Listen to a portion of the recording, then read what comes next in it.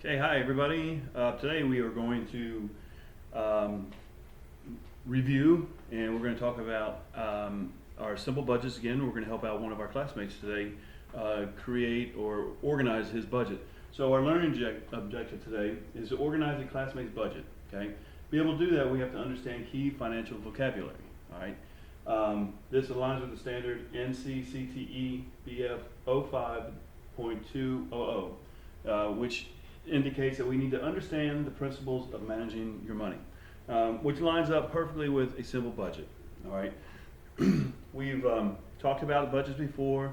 Some of you are having just a little bit of difficulty getting them organized, so our objective today is to help classmates out organize our budgets. All right, so first of all, let's talk about again what a budget is. Let's talk about defining what a budget is. All right, so a budget is nothing more than your estimated income and your estimated expenses for a period of time. That's what a budget is, and we're going to put that together and see where we stand with our money. All right, so again, I'm going to put this on the board. Okay, a budget, an estimate of expected income and expected expenses for a period of time. All right, so when we talk about a budget, we're going to talk about why we have to have a budget. Like, what is the point and the purpose of a budget? Now, I know that your parents, you probably heard your parents talk about a budget. You've probably heard on the news your state and federal budgets. We got to balance the budget. We got to do this. These are all the same. Every budget you ever hear about is really the same. Okay, it all applies to the same definition where there's estimated income and there's estimated expenses over a period of time. All right. So why is it important to do a budget? Well, to understand why it's important, let's understand a couple things first about some definitions that lie in this budget, the definition of the budget. Make sure we understand some of these key words in here, okay? And the first thing we have to make sure we understand when we talk about doing a budget is our income, all right? So our income, if we are to estimate our expected income, we certainly need to know what an income is, correct? An income is nothing more than money that you receive during a period of time from wages or other sources. So, excuse me, any money that you have coming in. In your case, your money may be your weekly allowance. You may get a gift from grandma. You may have a part-time babysitting job. Maybe you cut some grass around the neighborhood. But any type of money coming in, we will count that as an income, okay? For me, my income is my salary, what I make per year. For your parents, it's what they make per year. And they might have other sources of income, but for us, or for you, anything that you have coming in, any type of money, okay? So in the budget, an estimate expected income, the income part is anything coming in, all right? And one easy way to remember income is income, money coming in. The other part of the definition of a budget is the estimated expenses, okay? The estimated expenses. Now, the estimated expenses is really just the opposite of income. Money spent during a period of time or money going out during a period of time. This is the most important part of your budget because these things change. These things can be different. And your income can also change, but more likely than not, especially if you work a certain amount of hours or if you work for a salary, your income pretty much stays level, but there are some variations that could happen. But your expenses are the ones that are most likely to change. And the reason I say this is because there are two different types of expenses that we need to talk about prior to continuing on with the lesson about the budget and trying to organize a budget, okay? One of the first expenses that we need to talk about is your fixed expenses. There's two different types, okay? The first one will be fixed expense. All right, a fixed expense is exactly what it says. It's fixed. It doesn't change, okay? Every month, you pay the same amount for the item that you have. An example would be a car payment, or maybe rent or a mortgage. Mortgage is what we pay every month for the house. Your car payment, let's stick with that. Every month you'll pay the same amount for that car until we pay the bank what they call paying it off, all right? That is a fixed expense in your budget. All right, the other type of expense we'll talk about, or we have to understand, is a variable expense. All right, now, these are the tricky ones. Because a variable expense is an expense that can change, okay? Examples of variable expenses. Let's go back to your car payment. Every month you have a fixed amount, right? With your car payment, you have to put gas in it. And you could have a certain fixed amount for gas. Let's say I'm not going to spend so much per month on gas. You could do that. But things change. Let's say you start going over to your friend's house a little bit more often, or maybe you do get a part-time job and you have to drive across town a couple days a week. That gas expense or maintenance expense for your car will change, so it will vary. It will change, all right? But fixed and variable expenses fall under the title of expenses. These are items that will go out every month, okay? Again, a budget, an estimate of expected income, money coming in, okay? And expenses for a period of time, And what we did in our budget before, and we'll do it again today, is we're going to create a monthly budget. So our period of time will be a month, okay? So a period of time. So when we create our budgets, we're going to talk about our income and our expenses that we have for a month. All right? Now let's go back to one more thing here. Let's go back to what a budget is. We talked about what a budget is, okay? Expected income, expected expenses over a period of time. Let's go back to why it's important, okay? Here's the reasons why a budget is important.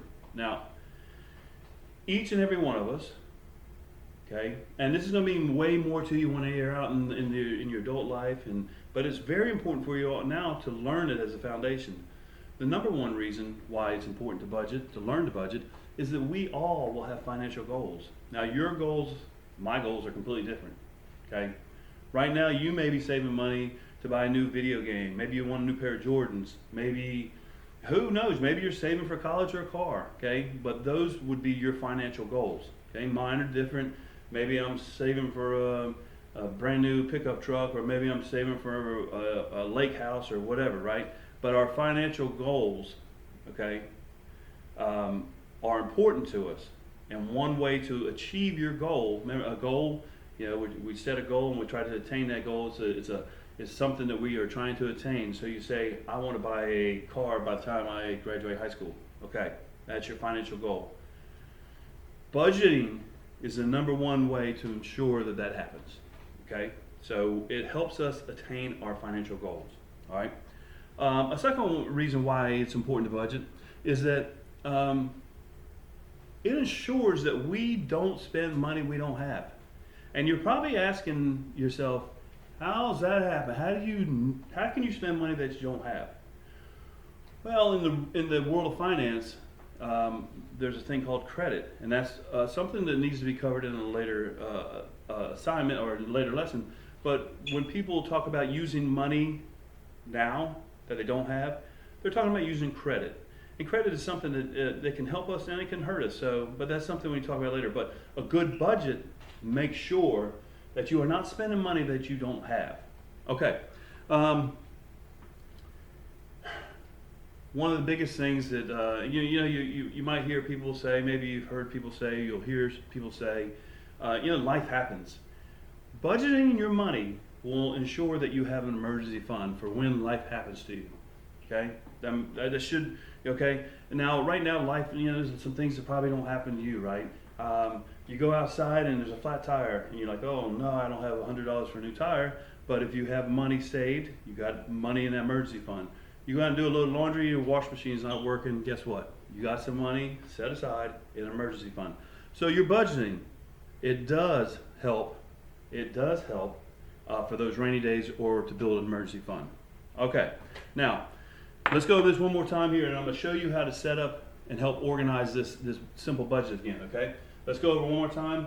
Remember, a budget, an estimate of expected income, money coming in, income, and expenses for a period of time. Expenses, money going out.